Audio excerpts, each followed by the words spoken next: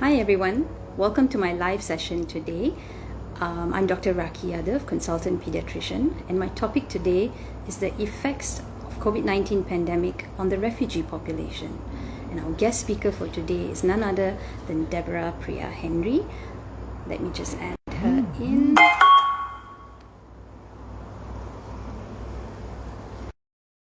She soon became Miss Malaysia World in 2007 and subsequently won the title of Miss Malaysia Universe in 2011.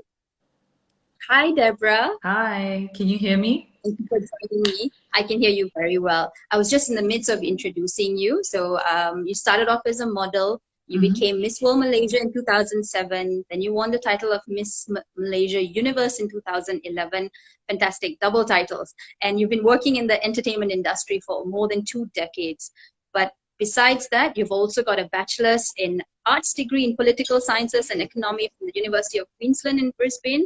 Wonderful, absolutely. And in 2007, you were introduced to World Vision, which is where you are a child's rights advocate at the moment, and as well as UNHCR. So when you were introduced to UNHCR, that's when you were introduced to the plight of the refugees and how they had very minimal basic rights taken away and how they just slipped through the cracks.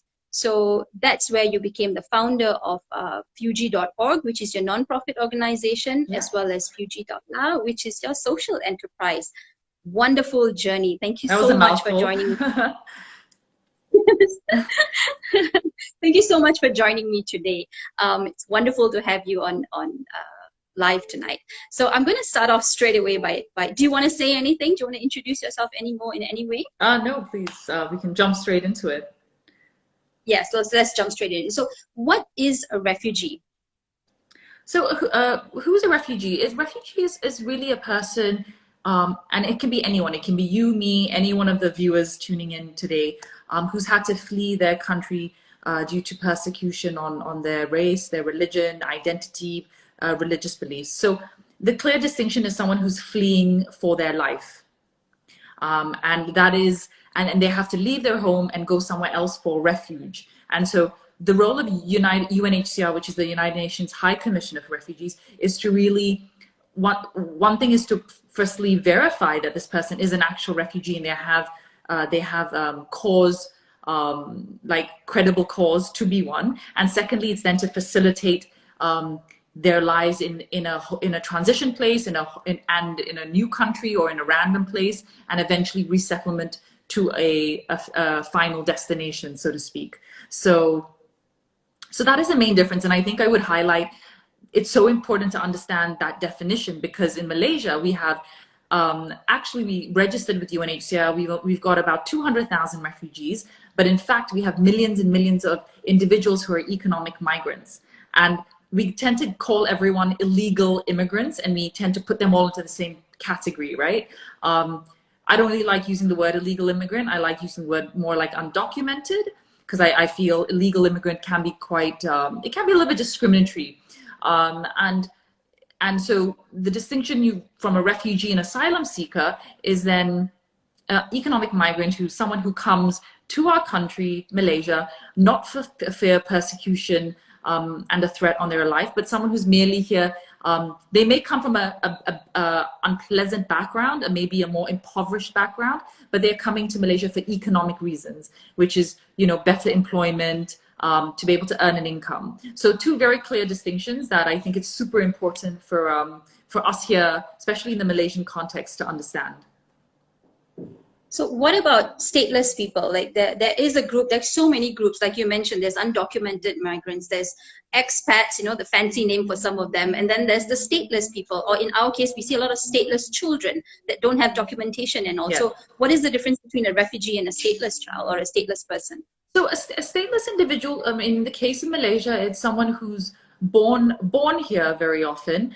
Maybe one parent is Malaysian, one isn't Malaysian, and they don't get registered, don't get a birth certificate, and therefore are not recognized as citizens of this country. Very often you see it happen with some of our foreign migrant workers here. The women, if they're not Malaysian, they will have a child, and then where do they register the child? In the case of children being given up abandoned or given up for adoption, if there are no papers and documents, then we tend to look at the child as not Malaysian. The default is, rather than the default being Malaysian, we see it as not Malaysian. And then once that happens, the kid basically falls into this horrible system that takes years and years and years, and you've got to prove their identity, prove their citizenship. So that's one example of it. Especially another example, which is a big issue, is in East Malaysia, particularly in Sabah, where, forget about when Malaysia was found independence. You know, you've got to go back decades and decades, or generations, in fact, and you see that a lot of communities and people, there was no such thing as Malaysian borders and Philippines borders and Indonesia's borders, and people moved freely, and so their borders are very different from the borders we know today. And you find generations of people who've actually been living in Sabah for generations. But they just never registered. And so that is all they know. And unfortunately, they've not been given citizenship. And so they fall into limbo. And the problem in Malaysia is that many communities fall into limbo. And unfortunately, governments and powers that be they're not doing enough to really find solutions for this. I think for me, a general statement is, you cannot ignore communities that live in limbo and in a gray area, whether they're legal, illegal, and expect the problem to go away. You have to confront it, and you have to find solutions. Otherwise, there will be more problems. And I think this pandemic has shown us that when you don't register individuals, when you don't know where people live, when people fear the authorities and they run away from the authorities, then you're dealing with a situation which can then become a threat to everybody's safety and health, right? Security.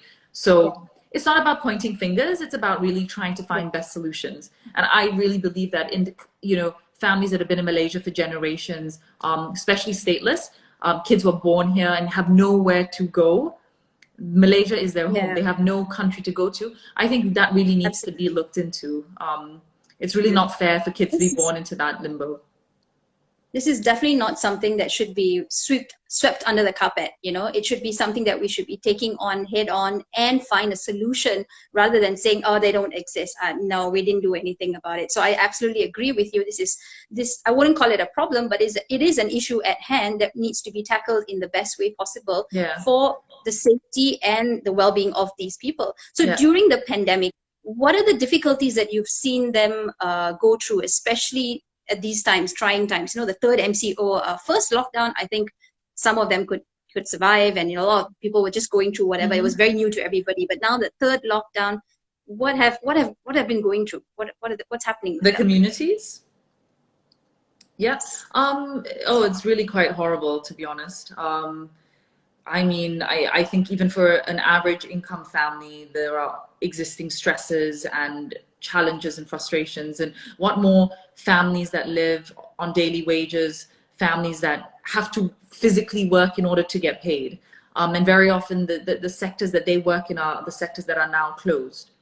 And so people at this point today, as we speak, people have run out of their savings. They've run out of friends to borrow money from. They've run out of asking family members who are living overseas. And they really are at their wits' end. There are just very few options left, and people have really, the desperation is there. And so I know it's especially it exists in the refugee community, because that's where that's the community I work closest with. But that's why Fugee.org, my nonprofit, although we don't typically do emergency and relief aid, we focus more on education programs, which are more long-term, building self-reliance within communities. We've had to sort of step up last year and again in the past week to do to fundraise for food deliveries, and we're giving people rice.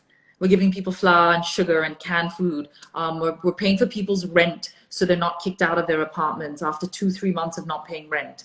There are families in sheer desperation, and then this comes back to what we were talking about earlier, where if people are not recognized in a country and they're not also offered degrees of protection, right? Protection is human rights. Protection is access to services that ultimately protect all of us. We keep looking at ourselves as us versus them.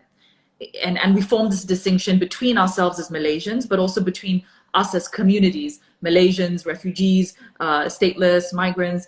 And when you keep doing this, you look at somebody else as lower down on the hierarchy, in the hierarchy. And this pandemic has really shown us that, look at our country today. If you look at a lot of the sites where the cases are spiking, it's in these, it's in sectors where you do find a lot of foreign workers. And not for once should we blame them for, it's not like a virus specifically likes a foreign worker. However, we need to protect them. If they are working in our factories and they're building our buildings, and these are key industries that need to go on for whatever reasons, we need to offer them protection, right?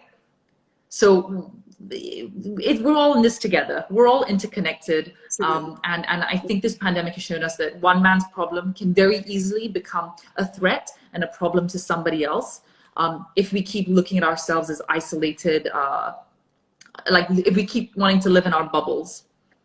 Yes, yeah. So there's a comment that they're able to get jobs like in construction sites, kitchen helpers and all, but they're still at risk of getting arrested. I've seen this personally myself. Most employers prefer to hire those registered with UNHCR, and a lot of refugees are facing eviction, you know, so it is definitely a problem. So what is being done to help these people besides NGO or non-profit organizations like yours? What else is being done? Is the government, I mean, I'm going to touch on a little bit of a controversial topic, but is anybody doing anything? Well, I mean, so this COVID era is unique in that I think the need is, it cuts across all people in all communities, and everyone's going through something hard right now. So right now there's food aid going out and it's being shared, and all of us nonprofits and food banks and government agencies are coordinating between everyone, and we're just trying to make sure that no one goes hungry, right? Clear and simple. Under non-COVID circumstances, to the point mentioned, yes, refugees are not legally allowed to work. However, they do. The reality is, when you look around now and see how much need there is, people can't put food on the table. I think that gives us a little bit of insight into the fact that everybody is working. Everyone is working, whether it's legal or not legal, because people need to survive. And I think you or me, anyone, if they had a family and you need to survive, you're going to do what you need to do, whether it's considered legal or not. So I think this shows us that people are working, whether it's in the informal sector, whether it's a service from their home, whether it's baking goods and selling them from their, you know, from their front door. People are finding ways of earning an income to be able to sustain themselves. And they can't, the thing with refugees is that it's a very gray area. They're not allowed to work legally, but as mentioned, as in the comments, they work in various different sectors, daily wage sectors, hospitality, random places. And the risk is really then on the employer, and the risk is on themselves, because yes, at any point you can get arrested, detained, fined, you can get in trouble, and it really just depends on your luck. So typically a lot of them, if they do get jobs, will work in, maybe try to get jobs which are less risky, where you're not, the chances of being picked up are lower. However, it is tough, and we've experienced many of our youth be detained and put into detention for 1 to 2 weeks. We've had to call UNHCR. So it is, you know, living in Malaysia, a lot of the refugee community do really love actually living in this country. They love the culture, they love the cuisine, they want to contribute, and many do contribute to the economy. However, every day you wake up, there's that risk. Leaving your house, there's a risk, there's a real fear. And you don't want to cheat, to lie, to steal. You just want to be able to live your best life. To be able to just, yes, like any individual, to provide for your family, earn your way, not charity, not live on charity, but earn your keep, you know, and contribute to the economy. There was a very interesting paper written by Ideas, a think tank, and they wrote about the potential contributions that refugees could make to the Malaysian economy, and it's in the billions if they're allowed to contribute in a real way. So the time is really now to recognize that they are here. The global refugee problem is not disappearing tomorrow. There is enough for them, and we need to work with the government to realize this. We were very close to actually, during the previous government, we were actually very close to allowing refugees to work legally in, I think, a number of sectors. And that would have been, a couple of pilot projects were run, and that would have been very exciting, because this would give people a sense of self-reliance, self-agency, And with that, then they can take care of themselves. So we shift the whole conversation away from one of charity and handouts to a conversation of basically you're teaching someone how to fish, right? And that's the goal here. You're not giving even fish, you're precisely fish. Absolutely. Because even nonprofits like mine, we can't survive raising funds every day to pay for people's daily livelihoods. It's impossible and it's not sustainable. Exactly. Yeah. We've got another question in the comment. Why is it so challenging to get those refugees registered with UNHCR, and what are the main problems there?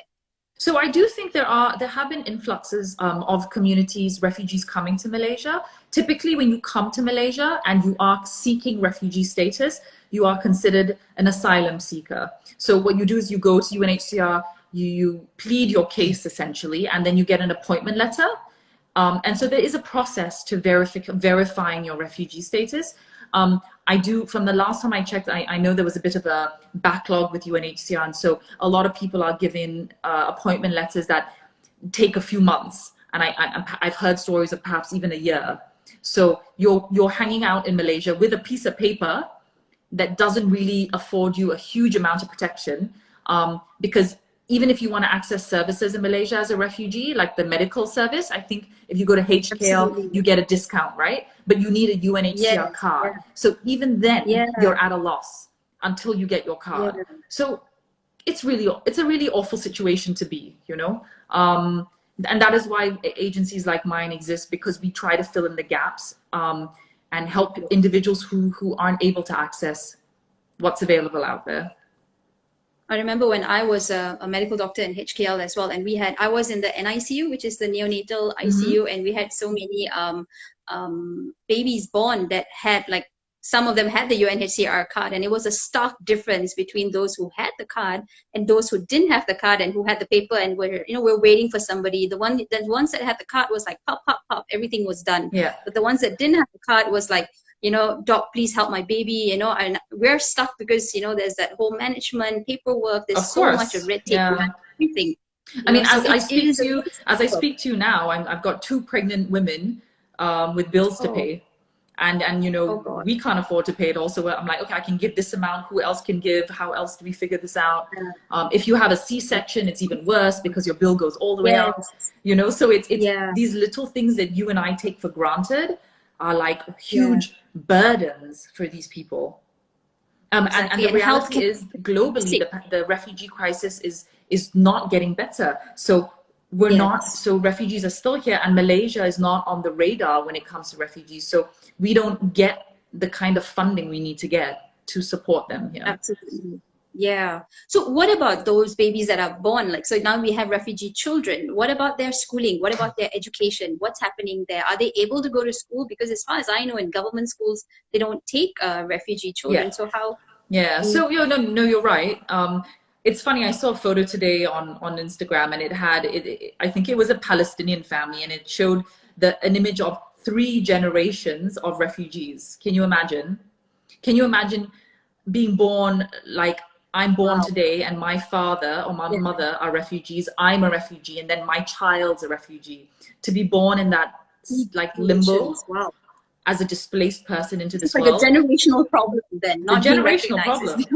It really is. And you look at what generational problems, we talk about this in many other aspects, right? The impact of generational problems and the consequences from one generation to the next. That impacts education levels, that impacts gender equity, that impacts, do you have child marriage, that impacts women's rights. It impacts everything. And so it really is really sad that I don't have the answers, but it's sad that the world is just not able to deal.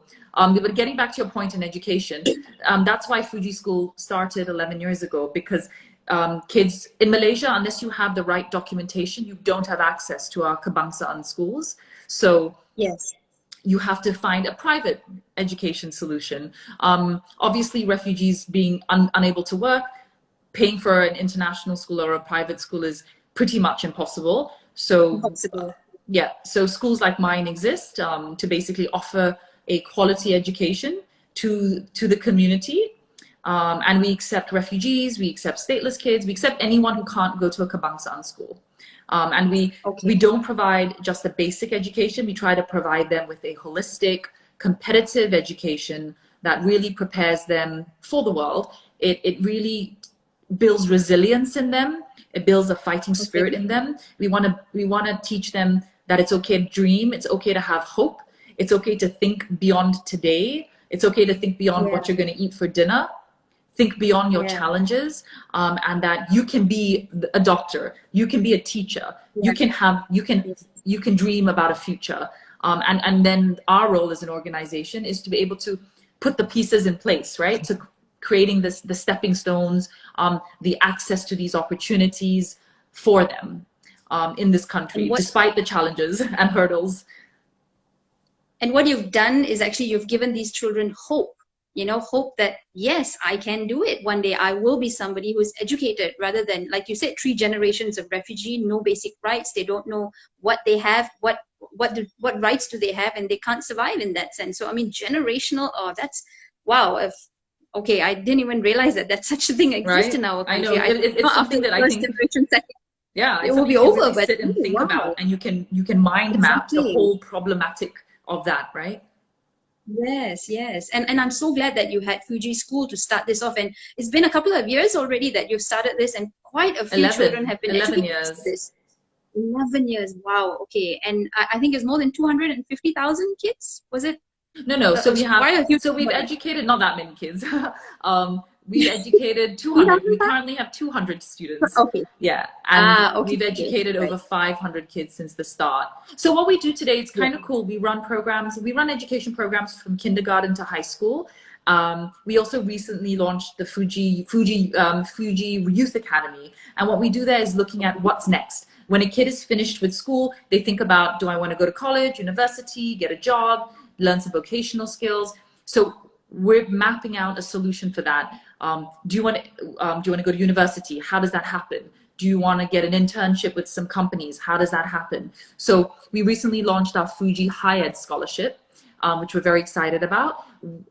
Basically telling the refugee youth in this country, we want you to think about college, to think about university, to think about getting in and graduating, and have that dream, right? And we will help you make it happen. So we're looking to fundraise to give out 5 scholarships to refugee youth who get into universities, whether it's a local university or an online course, and we're fundraising to cover their tuition fees. Because I know I speak to so many of my friends, and you know what? They'll tell me, my dad grew up in a family with 8 siblings, and the only reason he went to university is because he got a scholarship.